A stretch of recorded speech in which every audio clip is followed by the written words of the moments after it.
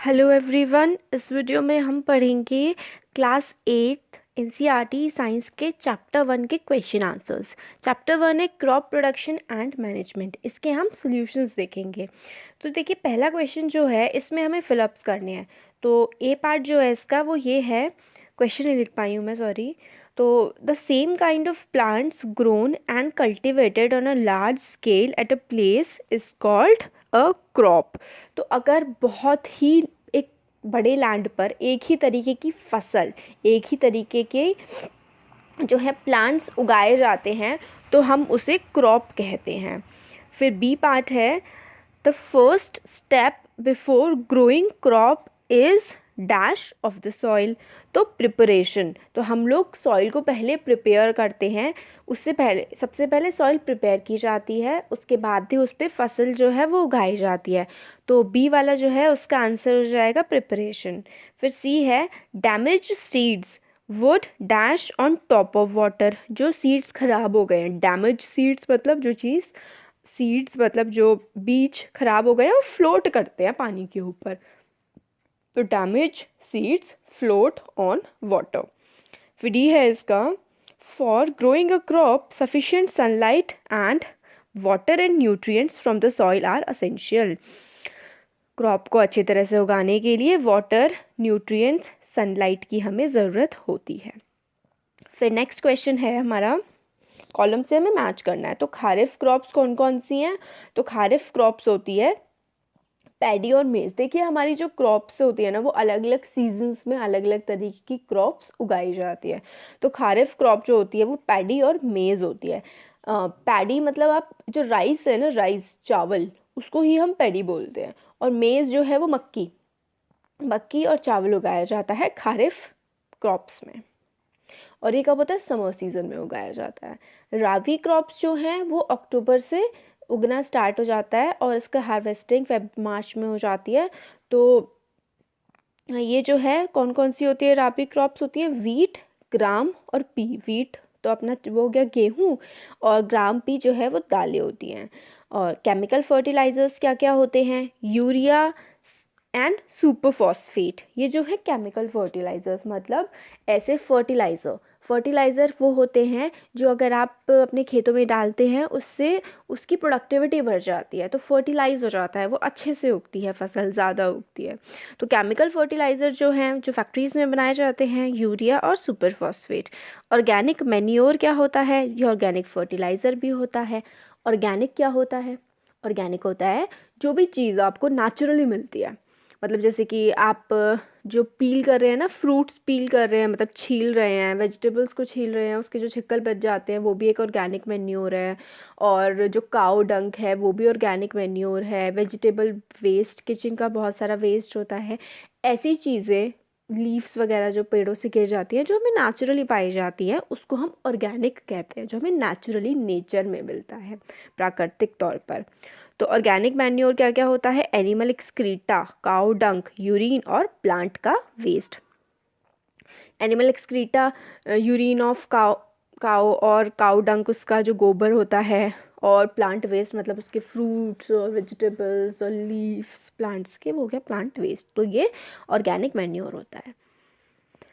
फिर third question है, give two examples of each. हमें दो एग्जाम्पल देने हैं खारिफ क्रॉप के और राबी क्रॉप के। हमने पहले भी देखे थे, सेकंड वाले हिस्से में ही देखे थे खारिफ और राबी क्रॉप के। तो पैडी, मेज हो गया खारिफ क्रॉप, राबी क्रॉप हो गया वीट और ग्राम। फिर क्वेश्चन नंबर 4 है, हमें एक पैराग्राफ लिखना है। Right a paragraph in your own words on each. तो इनके बारे में बताना है। प्रिपरेशन ऑफ सॉइल, फसल उगाने से पहले सॉइल किस तरीके से ठीक की जाती है, क्या क्या उसमें किया जाता है, वो बताना है हमें। तो इसका आंसर है, it is the first method to be followed before growing a crop. Crop उगाने से पहले पहली चीज़ जो की जाती है वो है प्रिपरेशन ऑफ सॉइल। कैसे होती है? This method is usually employed for loosening the soil to allow the root to penetrate deep into it. तो क्या होता है इसमें?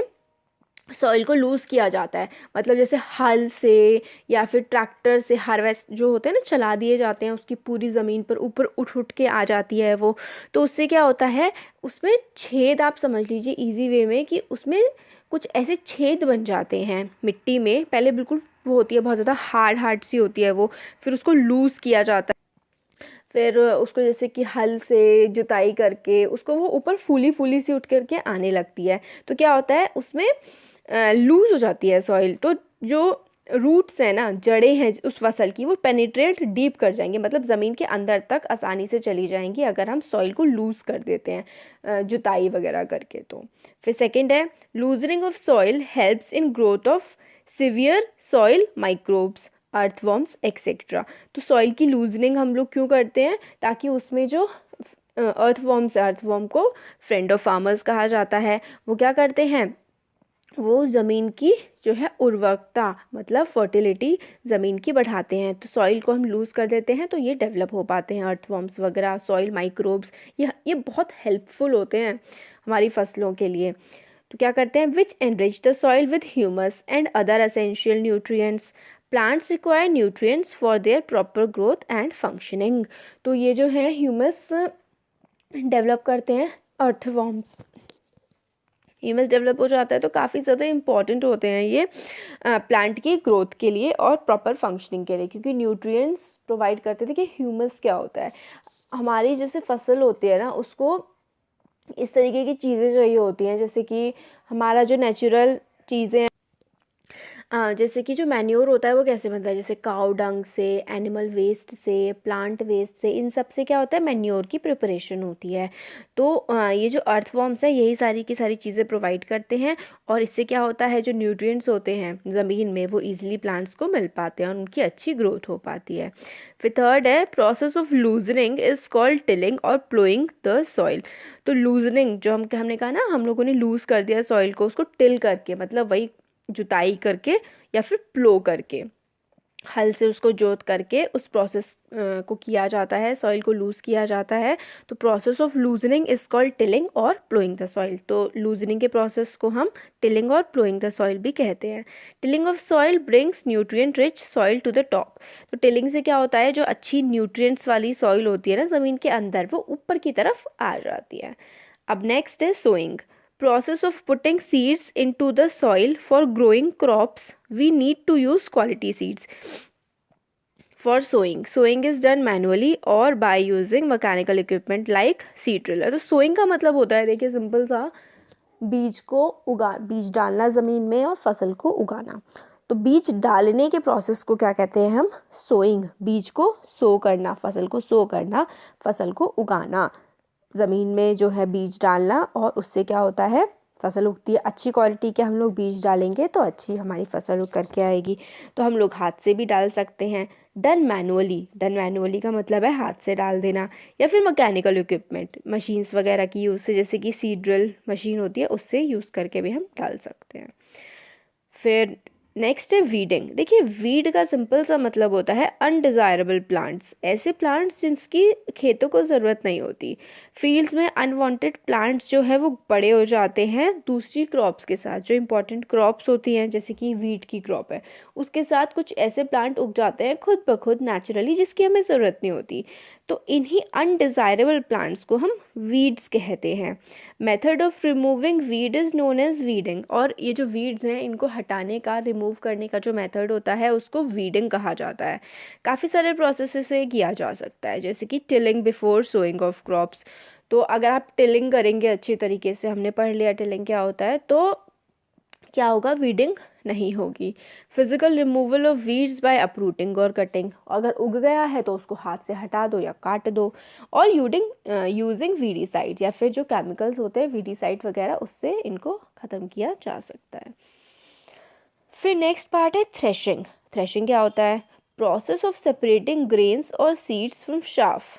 This is done after harvesting the crop. This is usually carried out with the help of machine called combine. तो देखिए grains जो होते हैं ना, जो हमारी फसल होती है उसके ऊपर वाला जो पार्ट होता है उसको हटा देना और ग्रेन्स को बचा के रखना, ये होता है थ्रेशिंग। और ये कैसे किया जाता है, मशीन से किया जाता है या फिर कंबाइन से किया जाता है। Machine is combined harvester and thresher. Harvester का मतलब होता है फसल को काटना, थ्रेशर का मतलब होता है, आप समझ लीजिए कि उसमें से फसल जो उग गई है ना, जो बीज की हमें ज़रूरत है उसको निकाल लेना। गेहूं के ऊपर की एक कवरिंग होती है, उस कवरिंग को हटाने के प्रोसेस को थ्रेशिंग कहते हैं। नेक्स्ट क्वेश्चन है, या फिर सिर्फ गेहूं ही नहीं, हर फसल के ऊपर जो होती है कवरिंग टाइप की होती है, उस कवरिंग को हटा देना ही हमारा थ्रेशिंग होता है। फिर फिफ्थ क्वेश्चन है, explain how fertilisers are different from manure. Fertiliser manure से कैसे अलग है, तो देखते हैं। तो fertiliser are commercially available plant nutrients. Commercially available का मतलब है जो फैक्ट्रीज में बनाए जाते हैं, दुकानों से खरीदे जा सकते हैं, वो होते हैं commercially available plants nutrient. Plant nutrient का मतलब क्या हो गया भाई, तो प्लांट होते हैं हमारे, उनको न्यूट्रिएंट्स की ज़रूरत होती है, जैसे हमारी बॉडी को होती है कैल्शियम की और आयरन, बहुत सारे हम लोगों को ज़रूरत होती है ना, प्रोटीन की, कार्बोहाइड्रेट्स की। इसी तरीके से प्लांट्स को भी ज़रूरत होती है बहुत सारे प्लांट न्यूट्रिएंट्स की, जैसे पोटाशियम हो गया, नाइट्रोजन हो गया। तो ये आर्टिफिशियल कॉमर्शियली अवेलेबल दुकानों से खरीदे जा सकते हैं, फैक्ट्रीज में बनाए जाते हैं फर्टिलाइजर्स। और जो मैन्योर है वो तो नेचुरल सब्सटेंस होता है, जो क्या होता है, हम लोगों ने पढ़ा था, decomposition of animal excreta and plant waste. जो एनिमल एक्सक्रीटा होता है, काउ डंग वगैरह, वो उसका डिकम्पोजिशन होता है, और प्लांट वेस्ट का डिकम्पोजिशन होता है, तो मैन्योर बनता है। और फर्टिलाइज़र ऑर्गेनिक और इनऑर्गेनिक दोनों हो सकते हैं। देखिए ऑर्गेनिक हमने बताया था आपको ना, जो नेचुरली अकरिंग होता है, नेचर में हमें मिलता है, वो होता है ऑर्गेनिक। इनऑर्गेनिक क्या होता है, जो लैबोरेटरीज वगैरह में बनाया जाता है। और तो जो फर्टिलाइज़र है वो ऑर्गेनिक इनऑर्गेनिक दोनों हो सकते हैं। मगर जो मैन्योर होगा उसमें क्या होगा, large quantity of organic material होता है और बहुत ही छोटा अमाउंट होता है इनऑर्गेनिक केमिकल्स का। तो जो मैन्योर है वो लार्जली क्या होता है, ऑर्गेनिक ही होता है। और जो ये हमारे फर्टिलाइज़र है ये नाइट्रोजन, पोटेशियम, फास्फोरस प्रोवाइड करते हैं। और मैन्योर क्या करता है, सॉइल को एनरिच करता है ऑर्गेनिक मैटर और न्यूट्रिएंट से। ये कोई भी ह्यूमस नहीं प्रोवाइड करते फर्टिलाइज़र सॉइल को, मगर जो है ये ऑर्गेनिक मटेरियल मैन्योर जो है ये ह्यूमस भी प्रोवाइड करता है और सॉइल की फर्टिलिटी को भी ये बढ़ाता है। फर्टिलाइज़र का अगर हम बहुत ज़्यादा यूज़ करेंगे तो पानी में पोल्यूशन हो सकता है। मैन्योर में ऐसा कुछ भी नहीं होता, ये तो एनवायरनमेंट को बचाता है। क्यों, क्योंकि फर्टिलाइज़र में केमिकल्स होते हैं जो लेबोरेटरीज में, फैक्ट्रीज में बनाए जाते हैं, और मैन्योर तो नेचुरल होता है। और ये जो है फर्टिलाइज़र जो है, it can not replenish organic matter of soil. Replenish का मतलब होता है नया कर देना, दोबारा से उसमें ला देना ऑर्गेनिक मैटर। ऑर्गेनिक मैटर कैसे लाएगा जब भी ऑर्गेनिक है ही नहीं खुद, मैन्योर तो ऑर्गेनिक होता है। तो ये क्या करता है, helps in recycling farm waste. Farm का जो वेस्ट होता है ना जितना भी, वो दोबारा से आप अच्छे तरीके से उसको मैन्योर बना करके फसल को अच्छा फिर से कर सकते हैं ज़मीन में जब आप उसे डाल देंगे तो मैन्योर क्या करता है, रिसाइकल जो फार्म का वेस्ट होता है, जैसे कि फार्म में जो पत्तियां वगैरह बताया ना हमने थ्रेशिंग के बाद जो बच जाती है, उस सबको भी ये यूटिलाइज कर लेता है मैन्योर की फॉर्म में। सिक्स्थ क्वेश्चन है, what is irrigation, describe 2 method of irrigation which conserve water. तो इरिगेशन क्या होता है, supply of water to crops at appropriate interval is called irrigation. जब फसल को पानी की ज़रूरत हो तब पानी सप्लाई कर देना ही इरिगेशन कहलाता है। Time and frequency of irrigation varies according to different season, crop and soil type. Time और फ्रीक्वेंसी, कितना टाइम लगना चाहिए, कितने टाइम में देना चाहिए, कितनी जल्दी या देर में देना चाहिए, वो डिपेंड करता है क्रॉप पर और जिस मिट्टी में वो क्रॉप उगाई गई है उस पर। तो 2 मेथड हैं जो हमसे पूछे गए हैं, तो स्प्रिंकलर मेथड एक और एक है ड्रिप इरिगेशन मेथड। तो स्प्रिंकलर मेथड में क्या होता है, ये ऐसी जगह पर ज़्यादा इस्तेमाल किया जा सकता है जो अनइवन हो, मतलब बिल्कुल एक जैसी समतल जगह ना हो, ऊंची नीची जगह हो, और जहाँ पर पानी की सप्लाई काफ़ी कम हो। और इस मेथड में पानी सप्लाई किया जाता है पाइप की मदद से। एक बीच की लोकेशन है, सेंट्रल लोकेशन से पूरे के पूरे खेत में उसी जगह से पानी जो है वो सप्लाई किया जाता है। और वाटर जो फ्लो किया जाता है वो हाई प्रेशर से काफ़ी ज़्यादा फ्लो किया जाता है with the help of pump. It get sprinkled on the crop. फव्वारा होता है ना, फव्वारा, जैसे फव्वारा आपने देखा होगा, तो स्प्रिंकलर मेथड में ना बिल्कुल फव्वारे की तरह ही पानी को स्प्रिंकल किया जाता है पूरे खेत में। ड्रिप इरिगेशन में क्या होता है, in this method water is delivered at or near the roots of the soil drop by drop. This is most efficient method of irrigation as there is no wastage of water at all. This method is important in area where water availability is poor. इसमें क्या करा जाता है, drip, मतलब आप जैसे कि SIP करते हैं ना कोल्ड ड्रिंक को, आप उससे जो सिपर होता है आप पाइप जैसा उससे पीते हैं, तो आप समझ लीजिए उस पाइप के थ्रू आप फसल की सिर्फ जड़ के पास उस पाइप को ले जा रहे हैं, ठीक है, और जड़ के पास उसको ले जा करके, सॉरी हाँ ये 1 मिनट, हाँ, तो उसको आप जड़ के पास ले जा करके एक ड्रॉप करके जड़ में डाल रहे हैं, बस वही होता है ड्रिप इरिगेशन. बिल्कुल पाइप के थ्रू आप जड़ में ड्रॉप करके अगर पानी डाल रहे हैं तो वही ड्रिप इरिगेशन होता है. नेक्स्ट क्वेश्चन है. वीडियो लंबा हो गया काफ़ी क्वेश्चंस, क्योंकि काफ़ी सारे, काफ़ी बड़ा चैप्टर है तो वीडियो थोड़ा लंबा हो जाएगा. क्वेश्चंस भी तो काफ़ी सारे, आंसर्स भी बड़े बड़े हैं, क्या कर सकते हैं. देखिए नेक्स्ट क्वेश्चन है. If wheat is sown in the kharif season what would happen, discuss. अगर जो वीट है, चावल है, खरीफ सीज़न में हम उसको ग्रो कर देंगे तो क्या दिक्कत आ सकती है. तो सॉरी, वीट चावल नहीं होता है, वीट तो गेहूँ होता है, राइस होता है, चावल. जो वीट है, गेहूँ, उसको खरीफ सीज़न में अगर हमने ग्रो कर दिया तो क्या होगा. वीट कौन सी, राबी सीज़न की क्रॉप है ना. तो इसका आंसर है if wheat is sown in kharif season from June to October, then whole crop might get destroyed because of many factors such as lack of optimum temperature, adaptability, availability of pest, etc.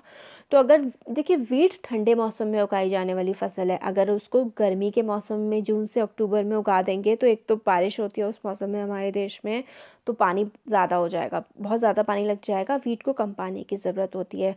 Temperature उतना नहीं होगा, ठंडा temperature चाहिए, गर्मी होगी. Adaptability, wheat ऐसे तो उगाया जाता नहीं है गर्म मौसम में, तो वीट हो सकता है गर्म मौसम में उगा दिया जाए तो इसमें कोई और कीड़े लग जाए फसल में, या ये फसल उग ही ना पाए, ख़राब हो जाए मौसम, अलग मौसम होने की वजह से. क्योंकि हर फसल को उगाने का एक पर्टिकुलर मौसम होता है, उसी मौसम में वो फसल उगाई जा सकती है, तो अलग मौसम में उगाएंगे तो वो ख़राब हो सकती है.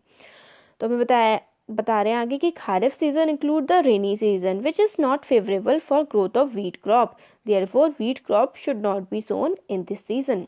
तो खारिफ जो है वो रेनी वाला सीज़न होता है, बारिश होती है इस मौसम में, तो बारिश से बहुत ज़्यादा पानी लग जाएगा वीट वाली फसल को, मगर गेहूं की फसल को पानी कम चाहिए होता है और मौसम ठंडा चाहिए होता है, तो इसलिए उसको अक्टूबर के बाद ही उगाया जाता है.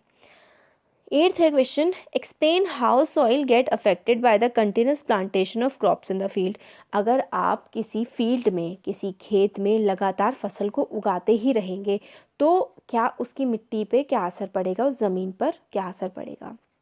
तो इसका आंसर है if continuous plantation of crops is done in the field then the soil will become poor in necessary nutrient like nitrogen, phosphorus, potassium etcetera. अगर कंटिन्यूसली लगातार फसल उगाते ही रहें हम लोग ज़मीन पर तो क्या होगा कि उसकी जो न्यूट्रिएंट्स की अवेलेबिलिटी है ना, कमी आ जाएगी न्यूट्रिएंट्स की, जैसे कि नाइट्रोजन, फॉस्फोरस, पोटेशियम जैसे न्यूट्रिएंट्स की कमी हो जाएगी. Plants require nutrients for their proper growth and functioning. मगर प्लांट्स को तो काफ़ी ज़्यादा ज़रूरत होती है न्यूट्रिएंट्स की, ताकि वो अच्छे से बढ़ पाएँ, अच्छे से फंक्शन कर पाएँ.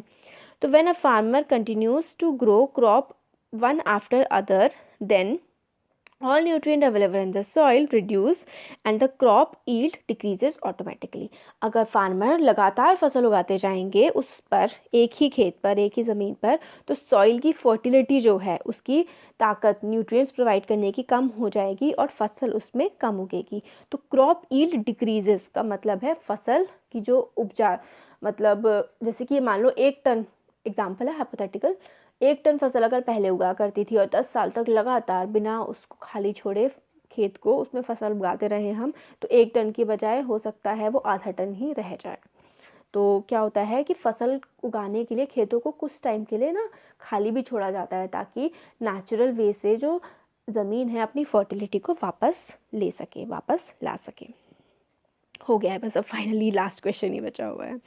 तो क्वेश्चन नंबर 9 है what are weeds, how can we control them. Weeds क्या होते हैं, हमने पहले भी देख लिया वीड्स क्या होते हैं. अनडिज़ायरेबल प्लांट्स होते हैं जो कि खेतों में खुद ही उग जाते हैं, हम उनको कैसे कंट्रोल कर सकते हैं ये भी बताना है। तो इसका आंसर है weeds are unwanted wild plants that grow in the field. Unwanted wild plant का मतलब है जिनकी हमें बिना इच्छा के हमारी जंगली पौधे जो खेतों में ज़मीन पर उग जाते हैं उसे हम वीड कहते हैं।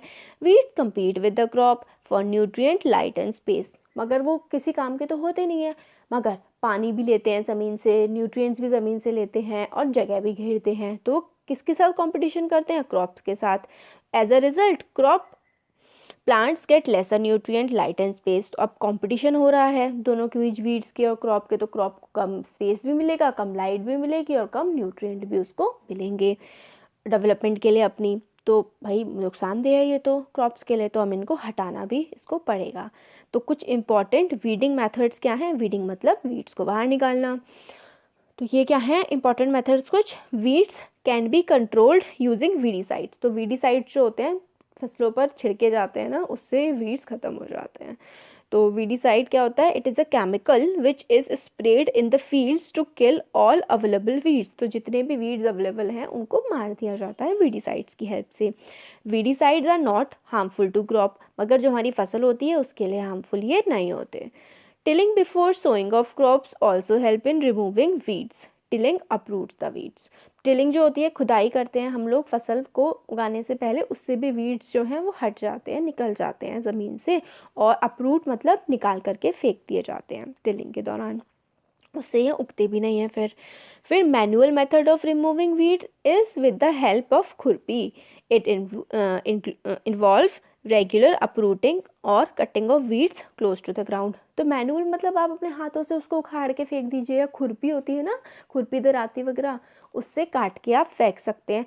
और रेगुलरली अगर आप करेंगे तो वीड्स जो है वो नहीं रहेंगे आपके खेतों में।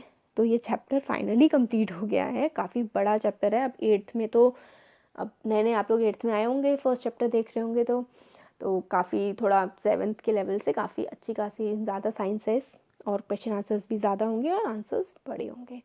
तो हो गया हमारा चैप्टर कंप्लीट। आपको कैसा लगा कमेंट सेक्शन में कमेंट करके बता सकते हैं। अच्छा लगा तो वीडियो को लाइक करिए, चैनल को सब्सक्राइब करिए, अपने फ्रेंड्स के साथ भी शेयर करिएगा। Thank you.